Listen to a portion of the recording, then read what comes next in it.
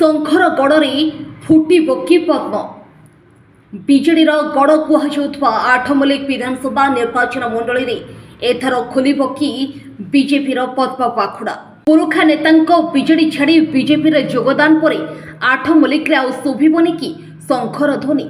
ଏନେଇ ଗାଁ ପିଣ୍ଡାରୁ ଆରମ୍ଭ କରି ଚାଖଟି ପର୍ଯ୍ୟନ୍ତ ସବୁଠି ଚାଲିଛି ବିଚାର ବିମର୍ଶ ଏବଂ ଲାଗି ରହିଛି କଳ୍ପନା ଜଳ୍ପନା। ଅନୁଗୁଳ ଜିଲ୍ଲାର ଆଠମଲ୍ଲିକ ଅଞ୍ଚଳକୁ ବିଜେଡି ଦଳର ଗଡ଼ ବୋଲି କୁହାଯାଏ, କାରଣ ଦୀର୍ଘ ବର୍ଷ ଧରି ଏ ଅଞ୍ଚଳରେ ବିଜେଡି ଦଳର ବିଜୟ ଧାରା ଲାଗି ରହିଛି।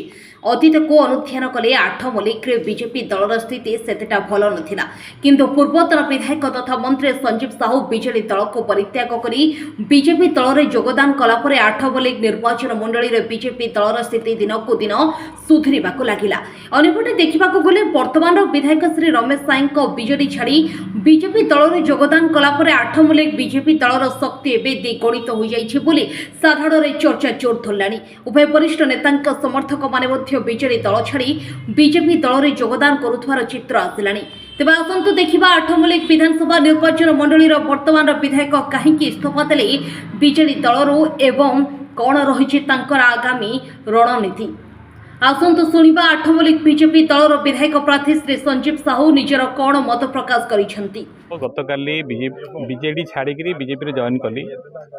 ବିଶେଷ କରି ଇଏ ଗୋଟେ ନୂଆ ଦଳ ମୋ ପାଇଁ।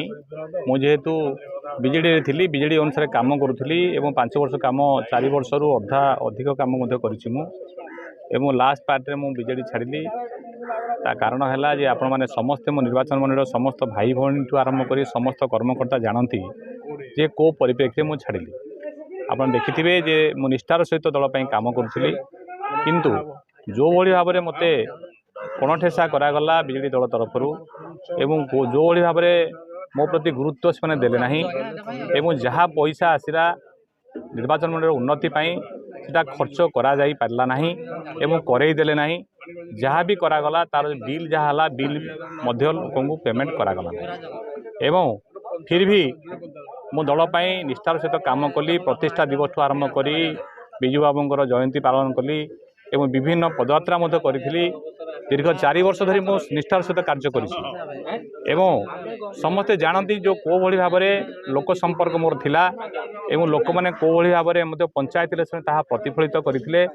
ତେଣୁ ଏଥିରୁ ସ୍ପଷ୍ଟ ଅନୁମୟ ହେଉଛି ଯେ ମୁଁ କିଭଳି ଭାବରେ ଲୋକଙ୍କ ପାଖେ ପାଖେ ଥିଲି, ଲୋକଙ୍କ ପ୍ରତି ଦୁଃଖ ସୁଖରେ ମଧ୍ୟ ଥିଲି ଏବଂ ଯାହାଫଳରେ ଲୋକମାନେ ମୋତେ ଭଲ ପାଇକି ମଧ୍ୟ ପଞ୍ଚାୟତରେ 7ଟି ଜାଗା ଜିଲ୍ଲା ପରିଷଦ, 2 ଗୋଟି ଚେୟାରମ୍ୟାନ୍ ଏବଂ ଏନ୍ଏସିର ମଧ୍ୟ ଚେୟାରମ୍ୟାନ୍ କରିବାର ମଧ୍ୟ ସୁଯୋଗ ମୋତେ ମିଳିଥିଲା। ଯଦି ବା ଚେୟାରମ୍ୟାନ୍ କରିବା ପାଇଁ ଯେଉଁ ଏନ୍ଏସି ମୋତେ ସୁଯୋଗ ମିଳିଥିଲା, କିନ୍ତୁ ସେଥିରେ ପ୍ରଚାର ଟାଇମ୍ରେ ମଧ୍ୟ ମୋତେ ଏକତରଫା ଭାବରେ କଣଠେସା କରିଦିଆଗଲା, ଯାହାଫଳରେ ଯେଉଁ ଭୋଟ ହାର ଯେତିକି ବଢ଼ିବାର ଥିଲା ଏନ୍ଏସିରେ ତାହା ମଧ୍ୟ ବଢ଼ିପାରିଲା ନାହିଁ, କିନ୍ତୁ ସେ ଜିତିଥିଲେ। କ'ଣ କହିବେ ଆପଣ ବର୍ତ୍ତମାନ ବିଜେପିରେ ଯୋଗଦାନ କରିଛନ୍ତି? ବିଜେପିର ବର୍ତ୍ତମାନ ଯେଉଁ ନିର୍ବାଚନ ଆସୁଛି କେମିତି ରଣନୀତି ରହିବ ବିଜୁ ଜନତା ଦଳକୁ ପରାସ୍ତ କରିବାକୁ? ଦେଖନ୍ତୁ, ମୁଁ କାହିଁ କହିଲି ଏ କଥା, ଆପଣମାନେ ମୋ କଥା ଧୈର୍ଯ୍ୟ ଟିକେ ଶୁଣନ୍ତୁ। ଯେହେତୁ ମୁଁ ଲୋକଙ୍କ ସହିତ ଥିଲି, କାଲି ପର୍ଯ୍ୟନ୍ତ ଲୋକଙ୍କ ସହିତ ଥିଲି ଏବଂ କୌଣସି ଗାଁରେ ମଧ୍ୟ ମୋତେ କୌଣସି ଲୋକ ଆଜି ପର୍ଯ୍ୟନ୍ତ ବିଧାୟକ ଏଇଭଳି ଭାବରେ କାମ କରିଛନ୍ତି କି ଏଇଭଳି ଭାବରେ ଖରାପ କାମ କରିଛନ୍ତି କି ଏତେ ଜନପ୍ରିୟ ନାହାନ୍ତି ବୋଲି କୌଣସି ଲୋକ ଆଜି ପର୍ଯ୍ୟନ୍ତ ମୋତେ କହିନାହାନ୍ତି, ନା କୌଣସି ଦଳର ଲୋକ ମୋତେ କହିନାହାନ୍ତି। ତେଣୁ ଏଥିରୁ ସ୍ପଷ୍ଟ ଅନୁମେୟ ଯେ ଲୋକଙ୍କର ଯେଉଁ ସମର୍ଥନ ମୋ ପ୍ରତି ରହିଛି ଏବଂ ଭଲ ପାଇବା ମୋ ପ୍ରତି ରହିଛି, ଯେହେତୁ ସେମାନେ ମୋତେ ବହୁତ ସଂଖ୍ୟାରେ ବିଜୟ ଲାଭ କରିବାରେ ସାହାଯ୍ୟ କରିଥିଲେ, ତାଙ୍କ ଆଶୀର୍ବାଦ ମୋ ସହିତ ଅଛି।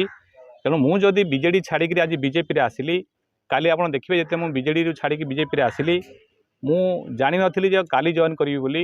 ଅଲ୍ ଅଫ୍ ଏ ସଡନ୍ ସକାଳୁ ମୁଁ ଟେଲିଫୋନ୍ କଲି ଏବଂ ବହୁତ କମ୍ ଲୋକକୁ ମୁଁ କହିଲି, ଭାଇ ଗୋଟେ ଗାଡ଼ି ପ୍ରତ୍ୟେକ ପଞ୍ଚାୟତରୁ ଆପଣମାନେ ଆସନ୍ତୁ। ସେ ସ୍ୱତଃବ୍ରତ ଭାବେ ବାହାରିକି ମଧ୍ୟ ଲୋକ ପାଖାପାଖି 700-800 ଲୋକ ମଧ୍ୟ ଆମେ ଏକାବେଳେ ଯାଇକି ଜଏନ୍ କଲୁ। ୟା ପରେ ଆପଣମାନେ ଦେଖିବେ ଯେ ରମେଶ ସାଏ କ'ଣ କରୁଛି ବିଜେପି ପାଇଁ। ଯେହେତୁ ନୂଆ ଦଳ ମୋ ପାଇଁ, ମୁଁ ଜାଣିସାରିଲା ପରେ ଯେଉଁ ଲୋକ ସମର୍ଥନ ମୋର ଅଛି, ଯେଉଁ ଲୋକମାନେ ମୋ ସହିତ ଅଛନ୍ତି, ଆପଣ ନିଶ୍ଚିତ ଭାବରେ ଆଗାମୀ ଦିନରେ ତା'ର ପରିଲକ୍ଷିତ କରିବେ। କେଉଁଭଳି ଭାବରେ ବିଜେପିର କଳେବର ବୃଦ୍ଧି ହେଇ କିଭଳି ଭାବରେ ପଦ୍ମ ପ୍ରତ୍ୟେକ ଘରେ ଫୁଟିବ, ପ୍ରତ୍ୟେକ ପଞ୍ଚାୟତରେ ପହଞ୍ଚିବ, ପ୍ରତ୍ୟେକ ଘରେ ଘରେ ପହଞ୍ଚିବ ଏବଂ କିଭଳି ଭାବରେ ବିଜେପି ବିଜୟ ଲାଭ କରିବ, ସେ ଚେଷ୍ଟା ମଧ୍ୟ ମୁଁ କରିବି। ସଞ୍ଜୀବ ବାବୁ ମଧ୍ୟ ପୁରୁଣା ଲୋକ, ସେ ବିଜେଡ଼ି ସହିତ ଥିଲେ, ସେ ମଧ୍ୟ ବିଜେଡ଼ି ପରିତ୍ୟାଗ କରି ମଧ୍ୟ ବିଜେପିରେ ଜଏନ୍ କରିଛନ୍ତି। କାହିଁ କରିଛନ୍ତି? ମୁଁ ବିଜେଡ଼ିରେ ଥିଲି, ମୁଁ ବିଜେପି କାହିଁ ପରିତ୍ୟାଗ କଲି ଆପଣମାନେ ଆମେ ଏତେ ଖରାପ ହେଇଗଲୁ ଆମେ ଗତକାଲି ପର୍ଯ୍ୟନ୍ତ ଭଲ ଥିଲୁ ଆଜି ଏତେ ଖରାପ ହେଇଗଲୁ ଯେ ଆମକୁ ଦଳରୁ ସେମାନେ ଛାଡ଼ିଦେଲେ ମଧ୍ୟ ଆମ ପ୍ରତି ତାଙ୍କ ସହାନୁଭୂତି ନାହିଁ ନିଶ୍ଚିତ ଭାବରେ ଲୋକଟା ବୁଝିଛନ୍ତି ଆମର ସଚେତନ ନାଗରିକ ମା ମାହେଶ୍ୱରୀ ମାଟି କେବେ ହେଲେ ଯେଉଁମାନେ ଆମ ପ୍ରତି ଅନ୍ୟାୟ କରିଛନ୍ତି ତାଙ୍କୁ କେବେ ହେଲେ ବରଦାସ୍ତ କରିବେ ନାହିଁ କ୍ଷମା ମଧ୍ୟ କରିବେ ନାହିଁ 2024 ବିଜେଡି ଆଉଟ୍ ଏବଂ ବିଜେପି ଇନ୍ ବୋଲି ଆପଣ ଭାବୁଛନ୍ତି କି? ନିଶ୍ଚିତ ଭାବରେ ମୁଁ ତ ପୁରା 100%